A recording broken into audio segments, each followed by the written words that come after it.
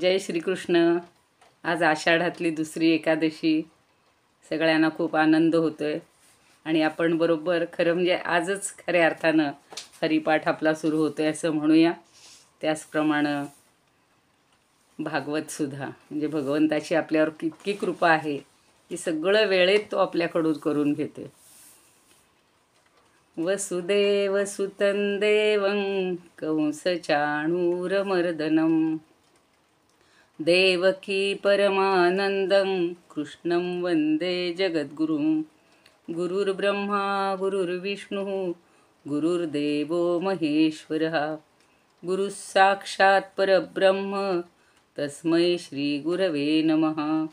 शान्ताकारं भुजगशयनं पद्मनाभं सुरेशं विश्वाधारं गगनसदृशं मेघवर्णं शुभांगं लक्ष्मीकान्तं कमलनयनं योगिभिर्ध्यानगम्यं वन्दे विष्णुं भवभयहरं सर्वलोकैकनाथं.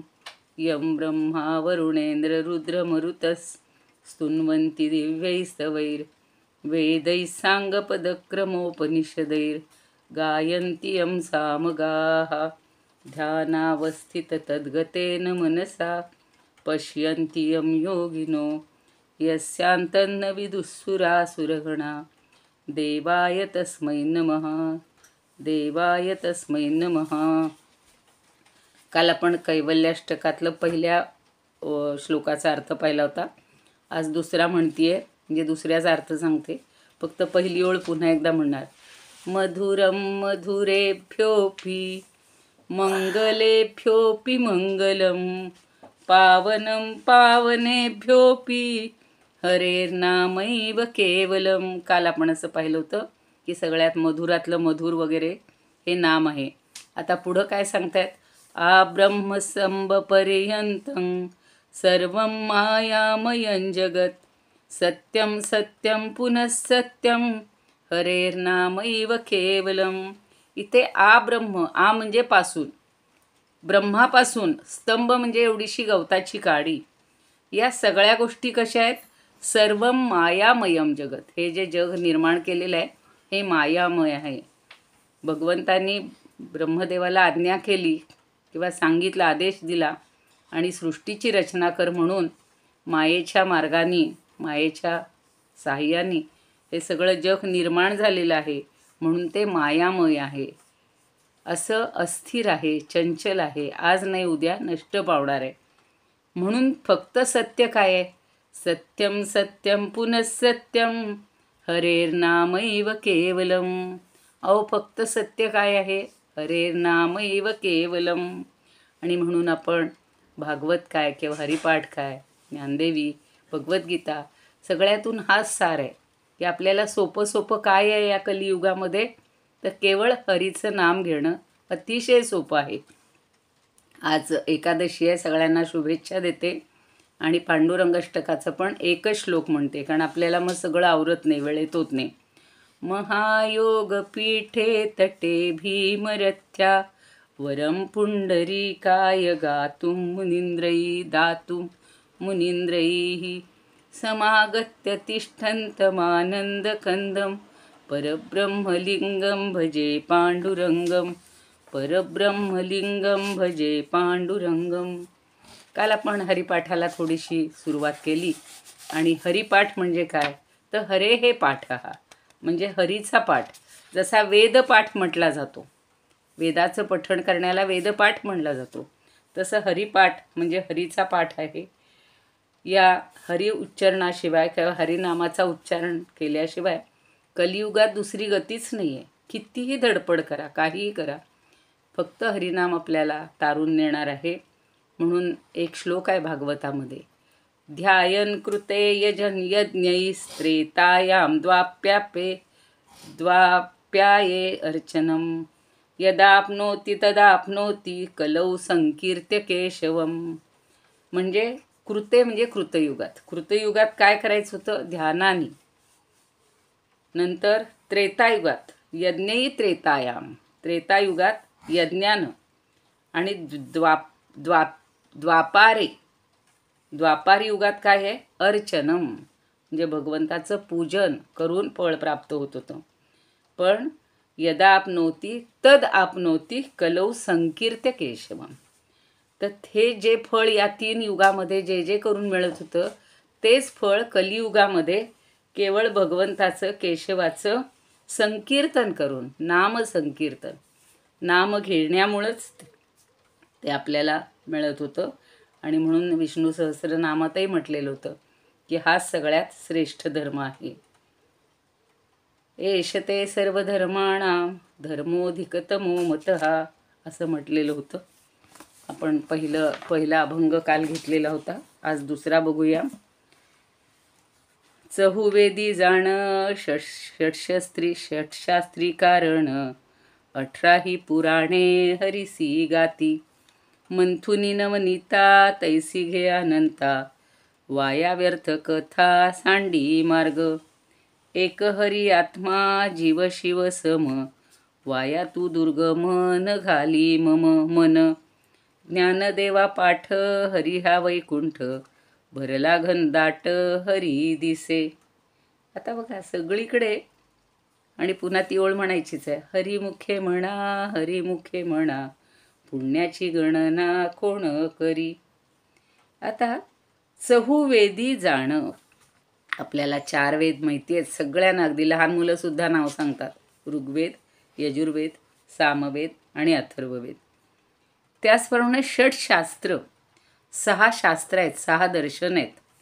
न्याय, वैशेषिक, सांख्य, योग, मीमांसा आणि वेदांत, किंवा त्याला पूर्वमीमांसा आणि उत्तरमीमांसा अशी मीमांसेची 2 शास्त्र आहेत, तेही म्हटलं जातं. तर ही 6ही शास्त्र म्हणजे त्या सगळ्या 6 शास्त्रांनी 4 वेदांनी काय सांगितलेलं आहे तर षटशास्त्री कारण, जगाचं आदी कारण श्रीहरीच आहे. 18 पुराणं, पुन्हा 18 पुराणे आपल्याला माहिती आहेत. तर 18 पुराणे हरिसी गाती. आता भागवत हे त्यातलं मूर्धन्य स्थानी मानलं जातं, म्हणून आत्ता फक्त आपण भागवताचा उल्लेख करूया की 18 पुराणं ही श्रीहरीचंच गुणगायन करत असतात. जसं पुढं म्हणली दुसरं वचन काय आहे, मंथुनी नवनीता तैसी घे अनंता. नवनीत हे कसं येतं, मंथन करून. म्हणजे दह्याचं जेव्हा मंथन केलं जातं तेव्हा दह्यात व्यापून राहिलेले जे लोणी आहे ते आपल्याला वेगळं काढता येतं. तैसी घे अनंता. त्याचप्रमाणे या ब्रह्मांडामध्ये, या विश्वामध्ये जो व्यापून राहिलेला आहे अनंत भगवंत, त्याचा तू अनुभव घे.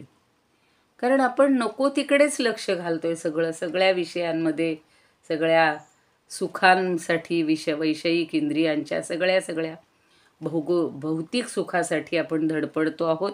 म्हणून पुढचे चरण आहे, वाया व्यर्थ कथा सांडी मार्ग. मग तू काय करतोयस तर निरर्थक गोष्टीत वेळ घालवू नकोस. तो वेळ घालवतेस, तू व्यर्थ वेळ घालवतोयस आणि तो घालवू नकोस असं भगवंत म्हणजे आपल्याला ज्ञानदेश्वर माऊली सांगतात. कारण त्यामुळं काय आहे, आपला जो मुख्य मार्ग आहे, परमार्थाचा जो मार्ग आहे तो आपल्याला सापडत नाही. कारण तू कशात गुंतलेला आहेस, प्रपंचामध्ये गुंतलेला आहेस, आणि हा प्रपंचाचा मार्ग हा सोडून दे.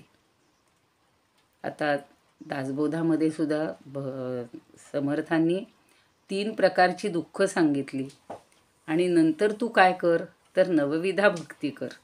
म्हणजे नवविधा भक्तीचा दशक सांगितलेला आहे.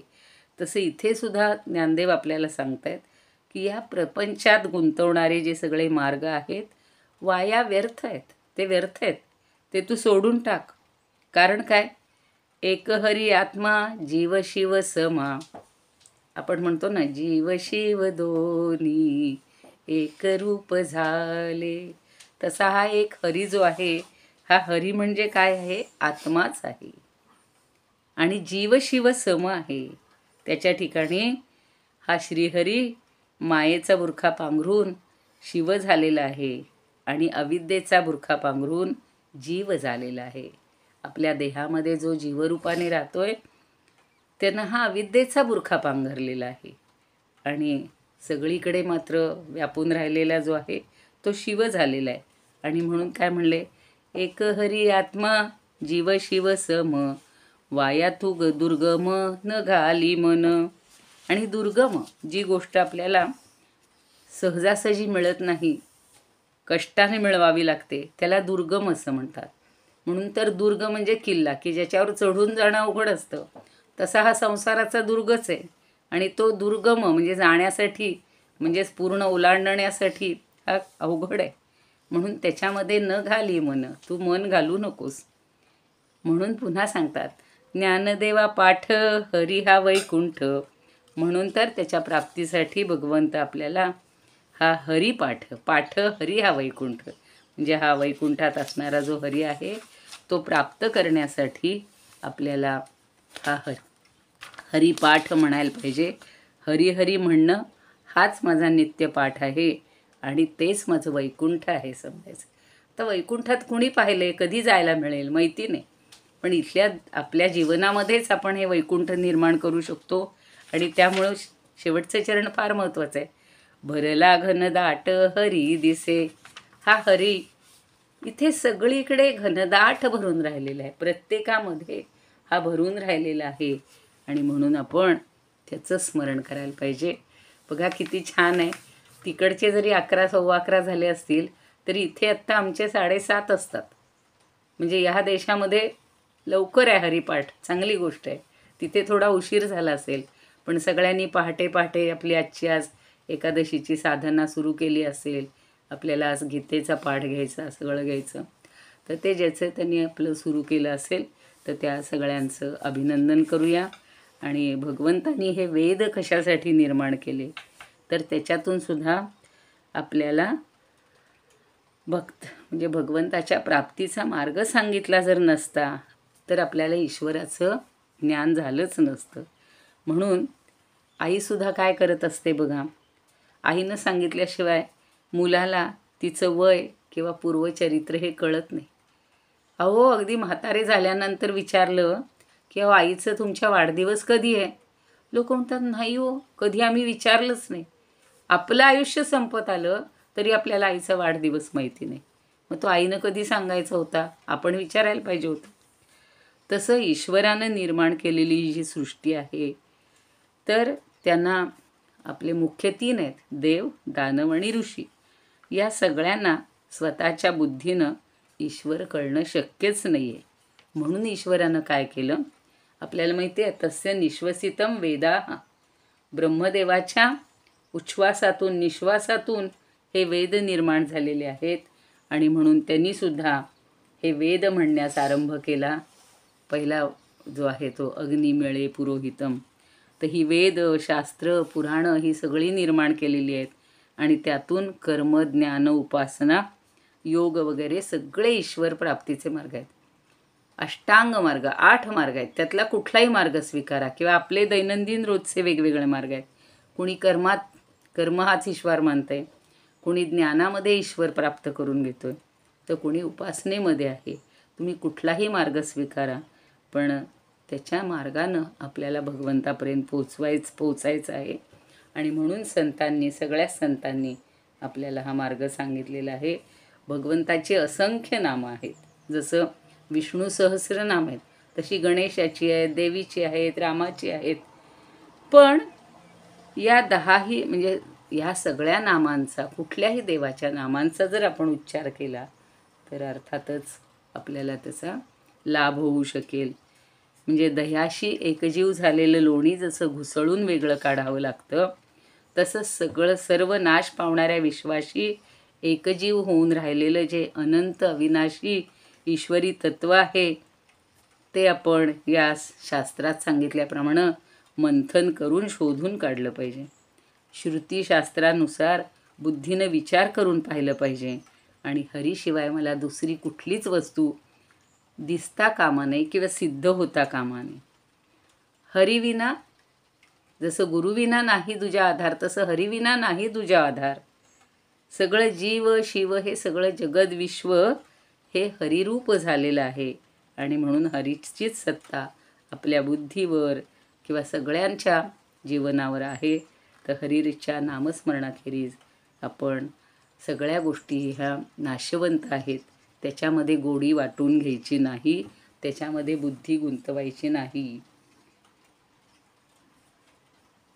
भागवताच्या 7व्या स्कंदामध्ये, द्वितीय स्कंधातल्या 7व्या अध्यायामध्ये भगवंतानं सुयज्ञ म्हणून अवतार घेतल्याची कथा आहे. आणि त्या अवतारात सुयज्ञ भगवंताने तिन्ही लोकातील मोठमोठाली संकट हरण केली म्हणून स्वयंभुव म्हणून त्या अवतारातील सुयज्ञ असं नाव हरी म्हणून संबोधलेलं आहे. अशा भागवतातल्या बऱ्याच आपल्याला कथा पाहायच्या आहेत, पण आपण फक्त श्रीकृष्णाच्या कथांवर जास्त फोकस करणार आहोत. मग हे हरी म्हणजे काय? रू हरती. रू म्हणजे हरण करणे. रूह हरती असा धातू आहे. जो हरण करतो. काय हरण करतो? आपलं सगळं पाप हरण करतो, आपली संकट हरण करतो, आपली सगळी दुःख हरण करतो, असा तो हरी आहे. आणि म्हणून सकळ पापा ते संहारी, या लागे बोलीजे नामे हरी, असं नाथ म्हणतात, एकनाथ महाराज म्हणतात. किंवा आपल्या चित्ताचं चित्त पण हरण करणारा. आपण म्हणतो ना, चित्तातून बाहेर या. मन आपलं हे ना, हे मन आहे, हे काढून टाकायचे, मनाच्या बाहेर जायचे. आणि म्हणून हरिचरणी एकच विनंती करायची, हरी गुरु संती नामस्मरणी, प्रेमा वाढो हीच मागणी, रुक्मिणी रमणा हीच विनवणी, आनंदपदी ठेवी ना माथा. कारण भगवंत काय करतो? भक्ताची या काजासाठी, साधूंची या प्रेमासाठी, सोडून या लाज रे. अशी गाणी खूप सुंदर आहेत. तर रामकृष्णादी अवतार आपल्याला सगळ्यांना माहिती आहेत, त्यांचं आपण चिंतन करतोच आहोत सारखं. आणि म्हणून त्यांनी आपल्यासारखी शरीरं घेतली. खरा म्हणजे तो निर्गुण निराकार असा परमात्मा आहे, पण तो आपल्यासारखा झालेला आहे. रामाकडं पाहिल्यावर तर असं वाटतच नाही की तो माणूस आहे, किंवा श्रीकृष्णाकडं सुद्धा. म्हणून तर पांडव फसले ना, अर्जुन तर फसला ना. सख्या, केशवा, हरी सगळी नावं हाका मारायचं तो सख्यासारखा, मित्रासारखा. आणि कारण का? की हे सगळे आपल्या भावभावनांशी एकरूप झालेले होते आणि लीला करत होते. त्याच्या मित्रांना लक्षातही येत नव्हतं. फक्त ते सांगायचे, अहो तुमच्या या कान्ह्यानंच हा गाडा ओढत ओढत नेला. अरे कसा हा गाडा ओढत नाही? अहो आम्ही पाहिला. पण त्यांना कुठं माहिती होतं की हा काहीतरी वेगळा परमात्मा आहे, हा भगवान आहे, याच्या अंगी वेगळं सामर्थ्य आहे, आपल्याला कळत नव्हतं. सगळ्या गोपगोपींनाही कळत नव्हतं. तशीच अवस्था झाली. आणि म्हणून तो प्राण्यांच्या शरीरात राहून जीवरूपानं आपली विश्वातली सगळी कामं करून घेत असतो. सगळी वाटणी करून दिलेली आहे भगवंतानी. म्हणजे आपल्या घरामध्ये सुद्धा जशी वाटणी कामांची केलेली असते ना, किंवा वेगवेगळ्या भूमिका ह्या घरातल्या व्यक्ती करत असतात, किंवा नाटकामध्ये वेगवेगळ्या भूमिका केल्या जातात. आणि तिथे सगळ्यांची चर्चा चालते की नायकाचं काम छान झालं हो, त्या नटीची भूमिका पण चांगली झाली. तर मुळात नाटक चांगलं आहे, कौशल्य दिग्दर्शनात आहे. ह्या सगळ्या गोष्टी आपण एकमेकांशी बोलत असतो. तशीच या भगवंताची ही पात्र त्यानं आपल्याला निर्माण केलेली आहेत. आणि आपण आपल्या भूमिका या चांगल्या पार पाडल्या पाहिजेत. एकच परमात्मा अनेक रूपांनी किंवा अनेक नटांच्या रूपात तोही साकारलेला आहे, किंवा रूप घेऊन अवतरलेला आहे. म्हणून आता आपल्याला दुसऱ्या कशाचीही कुठलीही साधन करायची गरज नाही आहे. तर यज्ञ, याग, हठयोग, पंचाग्नी साधनं, तप या कुठल्याही साधनांची गरज नाही किंवा आवश्यकता नाही. केवळ नामस्मरण हेच आपण वेदशास्त्रांवर सगळ्यांवर विश्वास ठेवून, संतांच्या सांगण्यावर विश्वास ठेवून अखंड नामस्मरण करावं. आणि तोच भगवंत या चराचरात व्यापून राहिलेला आहे. अवघा दशांगुळे उरला म्हटलेलं आहे. म्हणजे तो एवढं सगळं व्यापून सुद्धा 10 अंगुळं उरलेलाच. तर भगवंताच्या प्राप्तीचा सोपा मार्ग आपल्याला ज्ञानदेवांनी सांगितलेला आहे. म्हणून पुन्हा एकदा म्हणूया, हरिमुखे म्हणा, हरिमुखे म्हणा, पुण्याची गणना कोण करी. आता कालच्या याच्यामध्ये एक उल्लेख होता आणि तो मला पुन्हा आज थोडासा संबंध घ्यायचा आहे. काय म्हटलेलं होतं? ज्ञानदेव म्हणे व्यासांची या खुणे, द्वारकेचे राणे पांडवा घरी. तर व्यासांची या खुणे पांडवा घरी असं म्हटलेलं होतं. आता आपल्याला भागवताकडे वळायचे, कारण थोडा थोडा वेळ मी ते घेईन असं म्हटलं आहे. आणि माझी इच्छा आहे की आपल्याला दोन्ही गोष्टी प्राप्त कराव्यात. आता व्यासांचं काय उल्लेख करणार आहे मुद्दाम मी. व्यासांनी एवढी थोरली रचना केली बघा, इतकी रचना केली, पण तरीसुद्धा त्यांना समाधान मिळत नव्हतं. आणि म्हणून असे खिन्न होऊन बसलेले होते. ही कथा तर आपल्याला किंवा प्रसंग सगळ्यांनाच माहिती. तर नारद मुनी एकदा येतात त्यांच्याकडे आणि ते बघतात की काय झालं बाबा, व्यासमुनी तुम्ही असे खिन्न का आहात, काय नेमकं झालंय. तर व्यास म्हणतात, अहो एवढी रचना केली, वेदांच्या राशी विभागणी केली, 18 पुराणं रचली, महाभारताची रचना माझ्याकडून भगवंतांनी करून घेतलेली आहे, पण माझ्या चित्ताला शांतता नाही आहे, माझं मन शांत नाही आहे, सुखी नाही आहे, तर काय करावं बरं. तेव्हा नारद मुनी म्हणतात, व्यास महर्षी तुम्ही इतकं सगळं केलोत हो, पण या सगळ्यामध्ये भगवंताचं गुणगान केलं जाईल किंवा गुणगान झालं असं कुठलं पुराण नाही आहे. तुम्ही त्यांची महती सांगितलेली आहे त्या ठिकाणी, पण अशी रचना करा की ज्याच्यामध्ये भगवंताची भक्ती ही सर्वांना समजेल आणि ती भक्ती तुमच्या हातून घडेल, म्हणून तुम्ही रचना करा. आणि म्हणून भागवताची रचना ही ह्यांनी केलेली आहे. आणि त्या भागवताचं महत्त्व किती आहे, काल मी सांगत होते की त्या नैमिषारण्यामध्ये सगळे ऋषीमुनी जमलेले होते. तिथे सूतांना वंदन करून सगळे शौनक वगैरे मुनी आसनावर बसलेले होते आणि ते विचारतात. शौनक विचारतो की आपलं ज्ञान, सूताला म्हणतोय तो की आपलं ज्ञान कोट्यवधी सूर्यासारखं तेजस्वी असल्यामुळं आणि आपण अज्ञानरूपी अंधकाराचा नाश करणारे आहात, म्हणून ज्याच्या योगे भक्ती, ज्ञान, वैराग्य मिळवून देणाऱ्या मोठ्या विवेकाची वाढ होते, असं माझ्या कर्णेंद्रियांना तृप्त करणारं भगवत गुणकथांचं सार आम्हाला सांगा. आणि वैष्णव लोक माईक मोहाचा नाश कसा करतात तेही सांगा. भगवंत कलियुगामध्ये जीव हा बहुतेक विषय लंपट, विषयांच्या मागे लागत असतो आणि त्यामुळं दुःखी झालेला आहे. तेव्हा या दुःखी जीवाचं दुःख दूर करण्यासाठी समर्थ कोण बरं आहे आणि श्रेष्ठ कोणतं साधन आहे, हे आम्हाला आमचं आत्यंतिक कल्याण होईल असं पवित्र वस्तूंमध्ये पवित्र काय आहे, जे मी विष्णू सहस्रनामाच्या सुरुवातीला आपण तेच म्हणतो, पवित्राणाम मंगलानाम च मंगलम, तसं पवित्राणाम च पवित्रम. पवित्र कोणतं साधन आहे जे सांगाल तुम्ही, अशी त्यांना विनंती केलेली आहे. कारण आपण समर्थांच्या याच्यामध्ये पाहिलेलं आहे की गुरूंना सगळ्याची उपमा दिली, चिंतामणीची दिली, सूर्याची दिली, सागराची दिली, पण ह्या ज्या गोष्टी आहेत, चिंतामणी काय करतो तर ऐहिक सुख देतो, कल्पवृक्ष काय करतो स्वर्गीय संपत्ती देतो, गुरु योग्यांनाही मिळवण्यास कठीण अशा विष्णू लोकाची प्राप्ती करून देतो, म्हणून गुरुसुद्धा श्रेष्ठ मानलेला आहे.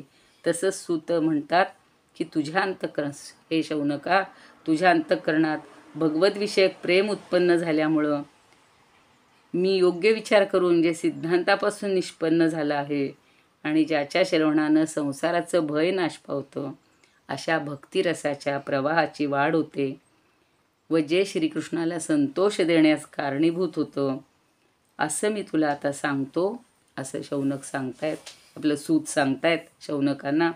आणि ज्याच्यामुळं अंतःकरणाची शुद्धी होईल, कलियुगात शुकानं वर्णन केलेलं जे भागवत आहे, आपल्याला परीक्षिताची कथा थोडकी माहितीच आहे की तो राजा होता, पांडवांच्या कुळातला, पांडवांचा नातू होता, सुंदर राज्य करत होता, सगळ्यांची प्रेमाने सगळं चांगलं करत होता. पण ज्यावेळेला कधीतरी मृगेसाठी वनामध्ये जातो आणि त्याच्या हातून ऋषींची काय म्हणू अवमान केला जातो नकळत. त्याला तो तहानलेला होता, भुकेलेला होता. ऋषी याच्यामध्ये मग्न होते, समाधीमध्ये होते आणि त्यांना कळलंच नाही की हा कोणी राजा आलेला आहे का काय आहे. त्यामुळं त्याचा अवमान झाला असं त्याला वाटतं आणि म्हणून तो काय करतो, संतापून जवळच पडलेला एक मृत सर्प त्यांच्या गळ्यात टाकतो आणि राजधानीला निघून जातो, राजवाड्यात निघून जातो. त्यावेळेला त्याचा जो पुत्र आहे, ऋषींचा जो पुत्र आहे, खेळत असतो मित्रांबरोबर आणि येऊन बघतो आपल्या बाबांच्या गळ्यामध्ये असा हार घालणारा, म्हणजे सर्पाचा हार घालणारा हा कोण आहे. तर त्याला त्यांनी तिथून शाप दिलेला आहे की तुला 7व्या दिवशी मरण येईल. म्हणून ते तिकडं राजापर्यंत पोहोचलेली आहे वार्ता की अशी असा आपल्याला शाप मिळालेला आहे. आणि तिथून राजा या वनामध्ये जातो. सगळेच हे ऋषीच मुनी जमलेले असतात आणि तिथे शुकाचार्यांच्या तो काय म्हणू नतमस्तक होतो आणि म्हणतो कशासाठी आलायस. तर त्यांनी ही सगळी कहाणी सांगितली. तेव्हा ते म्हणतात की तू काही काळजी करू नकोस, तुला भीती कशाची, मृत्यूची. अरे मृत्यूला जिंकून जिंकता येतं आणि त्याच्यासाठी तू फक्त काय कर तर भगवंताचं स्मरण कर, चिंतन कर, भागवत ऐक. आणि भागवत कसा करायचा, खरं म्हणजे नारदांनी सुद्धा हे भागवत ब्रह्मदेवाच्या तोंडून पूर्वी ऐकलेलं होतं. सगळा विधी आहे याचा, पण आपण तो विधी म्हणजे पठण म्हणून आता करणारच नाहीत आपण. पण हा शुकाचार्यांचा आवडता पट्टशिष्य आणि म्हणून त्याला सगळं त्यांनी कथानक सांगितलं. भक्तियुक्त कथानक असं ते म्हणतात की मी आता तुम्हाला सांगणार आहे. एके दिवशी सनकादी 4 ऋषी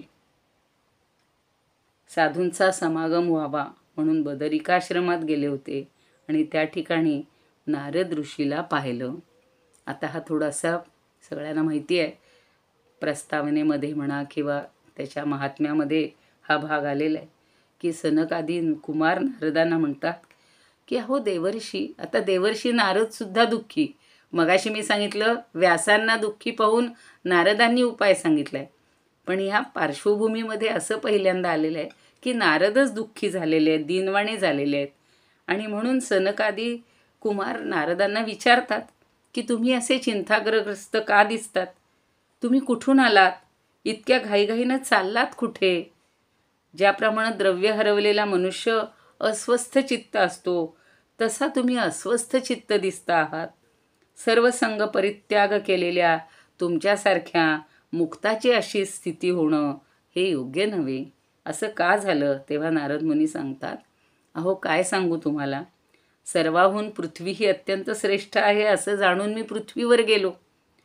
तिथं पुष्कर, प्रयाग, काशी, गोदावरी, हरिक्षेत्र, कुरुक्षेत्र, श्रीरंगपट्टण, सेतुबंध, रामेश्वर सगळ्या तीर्थक्षेत्रांच्या ठिकाणी या क्षेत्राहून त्या क्षेत्राला इकडून तिकडे असा भटकत राहिलो, पण मनाला काही समाधानकारक असं सुखच मिळालं नाही. कारण काय झालं की सांप्रत ही पृथ्वी अधर्माचा मित्र अशा कलीनं त्रस्त करून ठेवलेली आहे, सोडलेली आहे.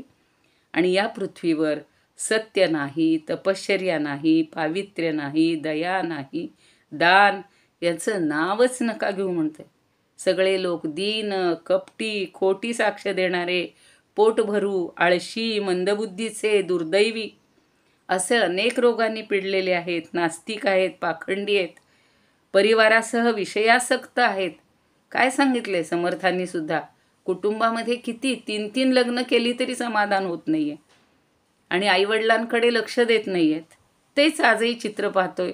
16वं शतक आणि आज 24 म्हणजे 24वे शतक, 800 वर्ष झाली.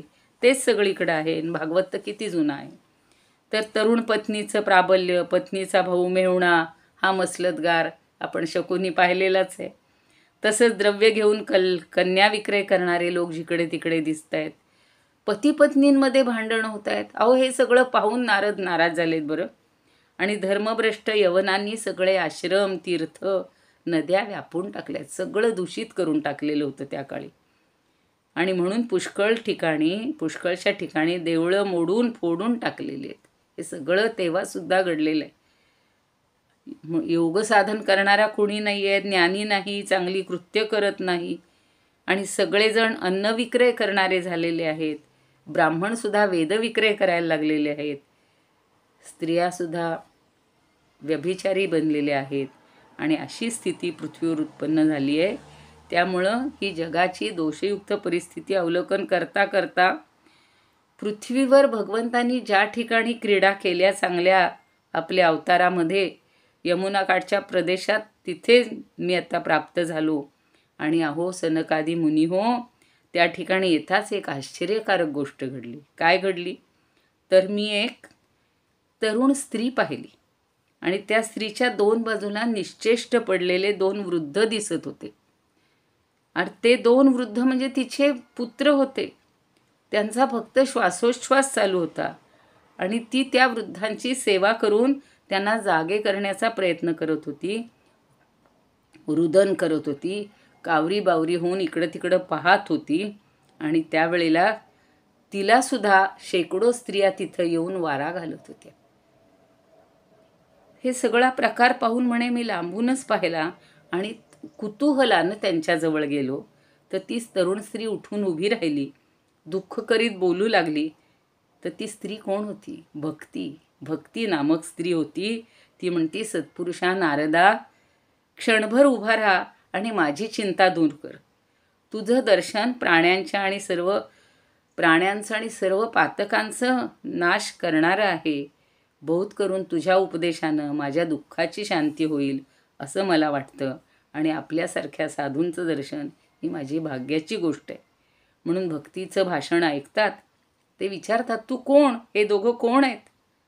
तेव्हा ती सांगते की मी भक्ती या नावानं प्रसिद्ध आहे आणि कालाच्या तावडीत सापडून माझे हे पुत्र आहेत ज्ञाने वैराग्य, हे दोघंही असे वृद्ध झालेले आहेत काळजीनं. आणि माझी सेवा करत असलेल्या या सगळ्या ज्या स्त्रिया आहेत ना, या स्त्रिया म्हणजे गंगादी नद्या आहेत सगळ्या, आणि त्या माझ्या सेवेसाठी इथं आलेले आहेत.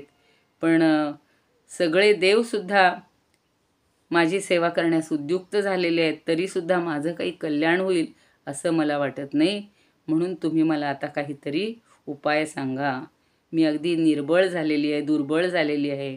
माझ्या मुलांचे सुद्धा अगदी अशी अवस्था झालेली मला पाहवत नाही आहे. पुन्हा तो सांगतोय की मी वृंदावनाला गेलो आणि तिथं मात्र मला ती म्हणतीये की मला लावण्य प्राप्त झालं. हल्ली मी तरुण सुंदर सुस्वरूप झाले. वृंदावनामध्ये श्रीकृष्णाचं जे काही तिथं भाग्य सगळं आहे, तिथलं जे वातावरण, त्यामुळं ती पुन्हा सुस्वरूप झाली. आणि मुलं मात्र श्रमाने अशीच थकून निजून राहिलेली आहेत. तेव्हा आता हे स्थान सोडून मी कुठंतरी परदेशात जाणार आहे. माझे वृद्ध हे मुलं पाहून मला खूप, आणि ते आता तरुण असायला पाहिजेत आणि मी मात्र तरुण आहे. तेव्हा असं होण्याचं काय कारण आहे हे सांगा. तेव्हा नारद ऋषी म्हणतात की अगं निष्पाप भक्ती स्त्रिये, तुझ्या संबंधी तुझे सांगितलेलं आहेस ना, त्याचा मी अंतर्ज्ञानानं विचार केला आणि तू कुठलाही खेद करू नकोस. आता तू काय कर ते पुन्हा सांगतायत की मी जे सांगतोय ते तू आता कर. स्वस्थ चित्तानं ऐकून घे. हे भयंकर कलियुग सुरू झालेलं आहे. आता मगाशी वर्णन केलेलंच आहे त्यांच्या तोंडून. आणि सगळीकडे सदाचाराचा, योग मार्गाचा, तपश्चर्येचा लय झालेला आहे. सगळे लोक असं दुष्टपणानं वागत आहेत. शेषाला सुद्धा ही पृथ्वी आता भारभूत होत चाललेली आहे आणि हिच्यावर मंगलाचं नावही नाही. म्हणून आता काय करायचं पाहिजे तर या पुत्रासह तू आता, तुला कोणीही पाहत नाही आहे. लोक सगळे प्रेमांध झालेले आहेत, तुझ्याकडं दुर्लक्ष करत आहेत. तू मात्र वृंदावनात गेलीस, तिथं मात्र तुला नवीन तारुण्य प्राप्त झालं. म्हणजेच ते वृंदावन धन्य आहे. आणि तिथं खरोखर भक्ती जणू काही नृत्य करतीये. तर ज्ञान वैराग्य यांचा स्वीकार करणारं कोणीच नसल्यामुळं हे दोघं मात्र आत्मसुखानंच थोडेसे झोपी गेलेले आहेत. मग ती म्हणते की आता परीक्षित राजानं हा अशुद्ध कली का शिल्लक ठेवला? आणि कली सुरू झाला त्यावेळेला सर्वश्रेष्ठ महात्मा परीक्षित कुठं राहण्यास गेला आता तिनं सगळे प्रश्न विचारलेत. तेव्हा नारद सांगतात की ज्यापेक्षा तू मला प्रेमानं प्रश्न केला आहेस त्यापेक्षा मी जे सांगतोय ते ऐक, की ज्यायोगे तुझ्या मनातील सगळी खिन्नता दूर होईल. आता त्यांनी परीक्षिताचा असा म्हणजे फ्लॅशबॅक सांगितलेला आहे की हा राजा दिग्विजयासाठी गेला होता. तेव्हा त्याने कलीला पाहिलं आणि कली त्याला दीन होऊन शरण गेला होता. तेव्हा राजा सार भक्षण करणाऱ्या पशुपक्ष्याप्रमाणे हा मी मारण्यास योग्य नाही असा तो सांगतो. कारण जे फळ तपश्चर्येनं, योगानं, समाधीनं मिळत नाही तेच फळ कलियुगात भगवंताचं कीर्तन केल्यानं उत्तम रीतीनं मिळतं. आणि कलीचं भाषण ऐकून एक जात कलीचं प्राबल्य झालेलं आहे असं पाहून कलियुगात उत्पन्न झालेल्या प्राण्यांना सुख व्हावं, सर्वश्रेष्ठ निरसत्व देणारी अशी जी वस्तू राजानं स्थापन केली आणि या कलिप्रभावामुळं जगातील सर्व प्रदेशात असणारं सार निघून गेलेलं आहे. तर सगळे पापकर्म वगैरे करणारे आहेत. म्हणून आता काय करायला पाहिजे, तर वैष्णव धर्म कुठंच राहिलेला नाही. म्हणून भक्ती पुन्हा विचारते, म्हणजे जेव्हा ते सांगतात की आता प्राप्त होणारा वैष्णव धर्म कुठंही राहिलेला नाही आणि हे सगळं युगधर्मामुळं होता येत आहे. म्हणून श्रीकृष्ण नेहमी तुमच्याजवळ वास करतोय. आता सूत सांगतात की नारदाचं भाषण ऐकून भक्तिरूपी स्त्रीला थोडंसं आश्चर्य वाटलं आणि ती पुन्हा म्हणते की नारदा तू धन्य आहेस. माझ्या सुदैवानंच मला तुझं दर्शन झालं आणि ज्या तुमच्या उपदेशामृताचा एका भाषणाचा स्वीकार करून प्रल्हाद भगवंताच्या मायेला या जगामध्ये जिंकता झाला, तसंच तुमच्या कृपाप्रसादाने ध्रुवसुद्धा अढळ प्राप्त करून गेला आणि या सगळ्या कौशल्याचं भांडार व ब्रह्मदेवाचे मानसपुत्र अशा तुम्हाला मी नमस्कार करतो, असं एका पहिल्या महात्म्याच्या अध्यायात सांगितलेलं आहे. आता आपण इथेच थांबूया, कारण अजूनही तिला जो काही उपाय सांगितलेला आहे तो दुसऱ्या अध्यायात आहे. योगेशं सच्चिदानंदं वासुदेवं रजप्रियं धर्मसंस्थापकं वीरं कृष्णं वंदे जगद्गुरुं. कृष्णाय वासुदेवाय हरये परमात्मने प्रणतः क्लेशनाशाय गोविंदाय नमो नमः. ओम पूर्णमद पूर्णमिदं पूर्णात् पूर्णमुदच्यते पूर्णस्य पूर्णमादाय पूर्णमेवावशिष्यते. ओम शांती शांती शांती. धन्यवाद.